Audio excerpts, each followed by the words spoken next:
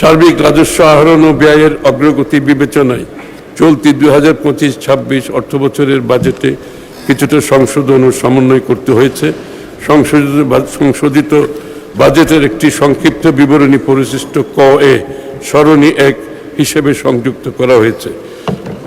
প্রস্তাবিত সংশোধিত রাজস্ব আয় 2025-26 অর্থবছরের সংশোধিত বাজেটে রাজস্ব আহরণের লক্ষ্যমাত্রা মূল বাজেট হতে 24,000 কোটি টাকা বৃদ্ধি করে 5,88,000 কোটি টাকায় রাখার প্রস্তাব করছি।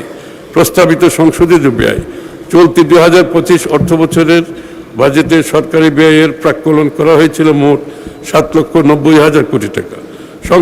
সংশোধিত বাজেটে সরকারি ব্যয় 2,000 কোটি টাকা হ্রাস করে 7,88,000 কোটি টাকা নির্ধারণের প্রস্তাব করছি। সংশোধিত বাজেট ঘাটতি ও অর্থায়ন চলিত অর্থবছরের বাজেট ঘাটতি প্রাক্কলন করা হয়েছিল 2,26,000 কোটি টাকা। রাজস্ব আয় ও ব্যয়ের সার্বিক অবস্থা বিবেচনায় সংশোধিত বাজেটে ঘাটতি প্রস্তাব করছি 2 লক্ষ কোটি টাকা, যা জিডিপির 3.3%।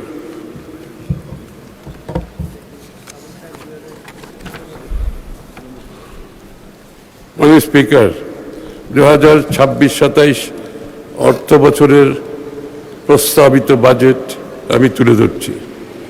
মাননীয় স্পিকার, এই পর্যায়ে আমি আগামী 26-27 অর্থ বছরের বাজেট কাঠামোর উপর আলোকপাত করছি। আগামী অর্থ বছরের জন্য প্রস্তাবিত আয় ও ব্যয়ের একটি চিত্র পরিশিষ্ট ক এর সারণী 2-তে বিস্তারিতভাবে উপস্থাপন করেছি। প্রস্তাবিত রাজস্ব আয় আগামী 2026-27 অর্থ বছরে মোট 6,95,000 কোটি টাকা রাজস্ব আয় প্রাক্কলন করা হয়েছে, যা জিডিপির 10.2%। এর মধ্যে জাতীয় রাজস্ব বোর্ডের মাধ্যমে 6,04,000 কোটি টাকা এবং অন্যান্য উৎস হতে 91,000 কোটি টাকা সংগ্রহ করার প্রস্তাব করছি। প্রস্তাবিত ব্যয় আগামী 2026-27 অর্থ বছরে মোট 9,38,000 কোটি টাকা ব্যয় প্রাক্কলন করা হয়েছে, যা জিডিপির 13.7% এবং বিগত অর্থ বছরের বাজেটের তুলনায় 1,48,000 কোটি টাকা বেশি।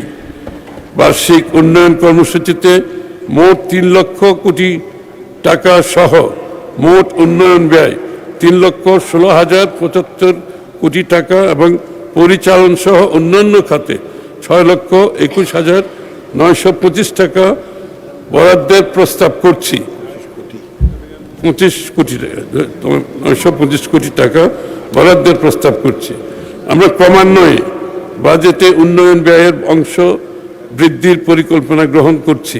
সে লক্ষ্যে 2026-27 অর্থ বছরে মোট উন্নয়ন ব্যয় চলতি অর্থ বছরের বরাদ্দ সংশোধিত 27.27% থেকে বেড়ে 33.70% উন্নীত করার এবং পরিচালন ব্যয় অর্থ বছরের 72.73% থেকে কমিয়ে আগামী অর্থ বছরে 66.30% নামিয়ে আনার প্রস্তাব করছি। এখানে আপনারা লক্ষ্য করবেন, এখানে আমরা পরিচালন ব্যয় কমিয়ে আনছি এবং উন্নয়ন ব্যয় বাড়াচ্ছি। এই ধারাটা আমরা অব্যাহত রাখতে চাই।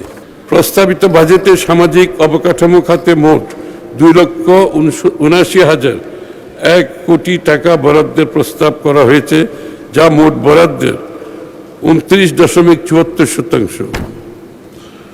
ভৌত অবকাঠামো খাতে বরাদ্দ দেওয়া হয়েছে 1,74,988 কোটি টাকা, যা মোট বরাদ্দের 18.66%। সাধারণ সেবা খাতে প্রস্তাব হয়েছে 2,45,117 কোটি টাকা, যা মোট বরাদ্দের 26.13%। সামাজিক খাতের বর্ধিত সর্বোচ্চ ব্যয় প্রস্তাব সরকারের নির্বাচনী প্রতিশ্রুতি অনুযায়ী শিক্ষা, স্বাস্থ্য ও সামাজিক নিরাপত্তা কর্মসূচিতে অগ্রাধিকার দেওয়া হয়েছে। মাননীয় স্পিকার,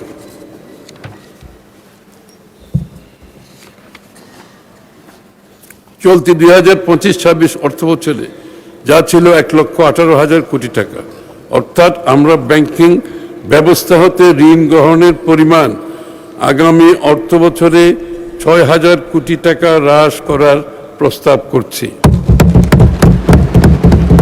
আমরা ক্রমান্বয়ে মাননীয় স্পিকার ব্যাংকিং খাত থেকে ঋণ নেওয়া কমানো শুরু করেছি। আশা করি এটা এই ধারা অব্যাহত থাকবে।